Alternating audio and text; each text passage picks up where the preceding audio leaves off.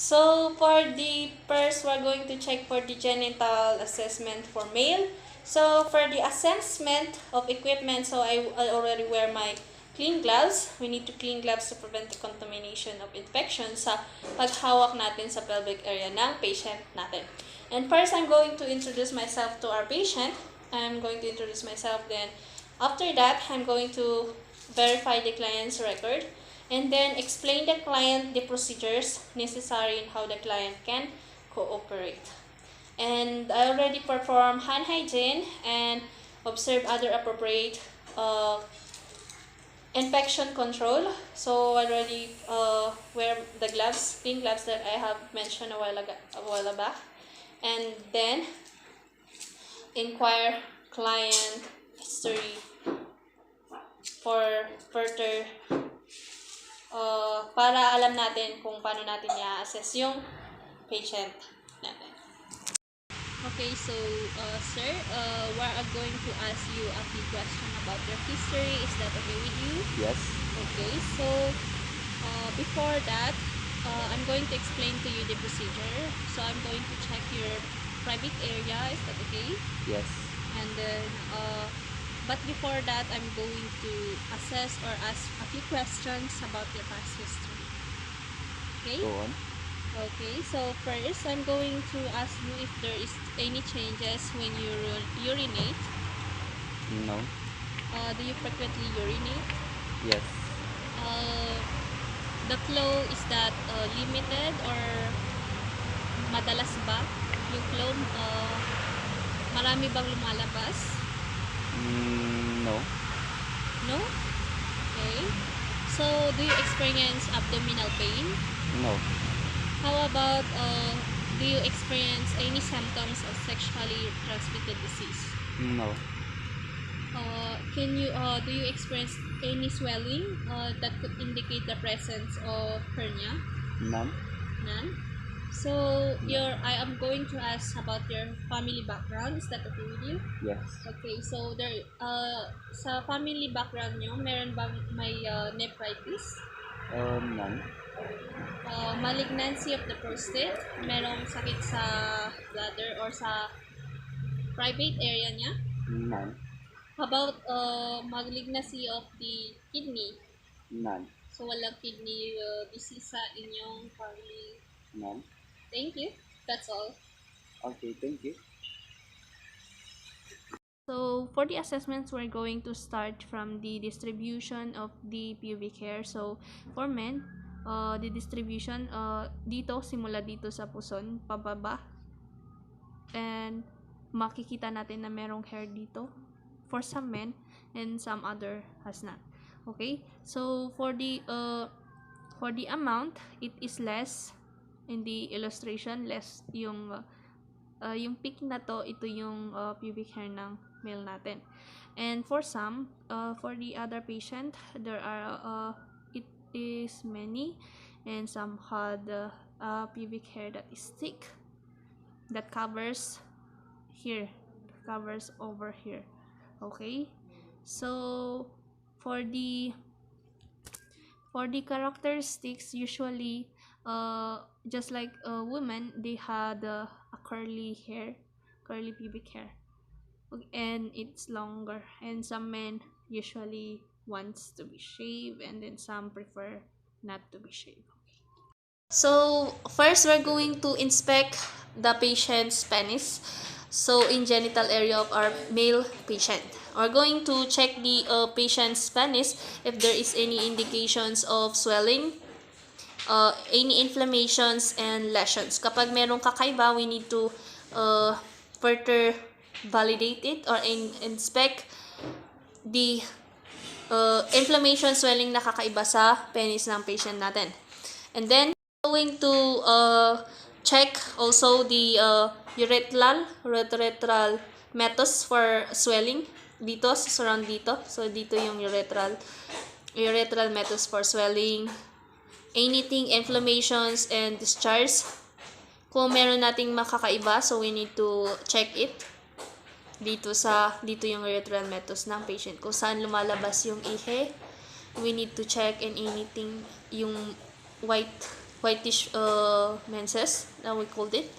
So we're going to check that.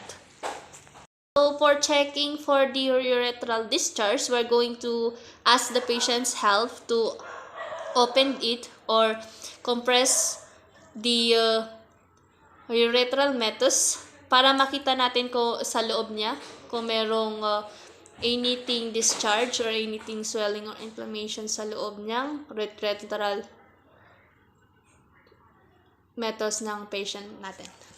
So if there is a discharge, we're going to ask the client to strip the penis from the base to the urethra. So we're going to ask the patient to let the penis be stripped from the base.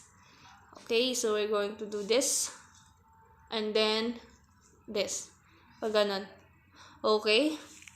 So in assessment, we are also going to palpate the penis of our patient. For tenderness, so we're going to palpate it using our two hands or the first two, you're using our thumb or the first two fingers. So we're going to palpate this and to see any thickening and nodules. For tenderness, we need to check for tenderness or masses. We can feel any masses. Okay, we're going to in palpations. So, pwede din ganito. Ganyan. Okay. So, after checking the penis, we're going to the scrotum. So, here is the scrotum. So, we are going to inspect the scrotum for appearance. So, this appearance of our scrotum is wrinkled pouch with two compartments. The left testicle is lower than the right and the skin is corrugated. Okay, so for the general size, it's normal sa size ng patient. Okay, so for the general size, it could be the inches, depends on the male. For the normal male adult, so 4 times 3 times 2 inches. And it's in oval shape. And the scrotum is also symmetrical. Okay, so next we're going to facilitate inspection of the scrotum during a physical examination. So we're going to ask the client to hold the penis out of the way. So, parang itataas niya to para ma-notice natin yung scrotum. And so next, we're going to spread the regulated surfaces to lift the scrotum and as needed to observe more further for the posterior surfaces. So for further assessment, we're going to palpate the scrotum for the epididymis and spermatic cord as well as the underlying testes. So here, the testes sa loob niya na parang yung scrotum kasi yun yung bumabalot sa testes, both testes. Okay? So we're just going to palpate it to make sure na there is no indications of parang bukol or masses here and there. Okay? And to make sure na yung testes are both in symmetrical and then in a normal range. So, in comparison of the testes, I already said a while back na mas mababa yung testes sa kabila sa left than the right. So, we notice our patient, for instance, ito yung patient natin, so nakatayo yung patient natin. We're going to inspect both inguinal areas for badges while the client is standing. If possible, first have the client remain at rest. So, naka-rest at rest siya. Parang wala siyang pressure, parang ganun. So, naka-stand at rest na siya. So, next, we're going to have the client hold his breath and strain or bear down as though having a bowel movement. So, parang meron siyang parang bowel movement. So, parang nagsisiya siya, parang ganun.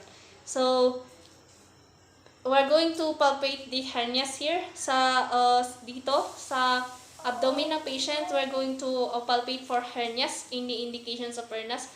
Kung saan yung indication kung saan merong sakit dun sa, merong problema dun sa loob, saan sa part ng bowel movement niya. So, next, lastly, we're going to document findings in the client record.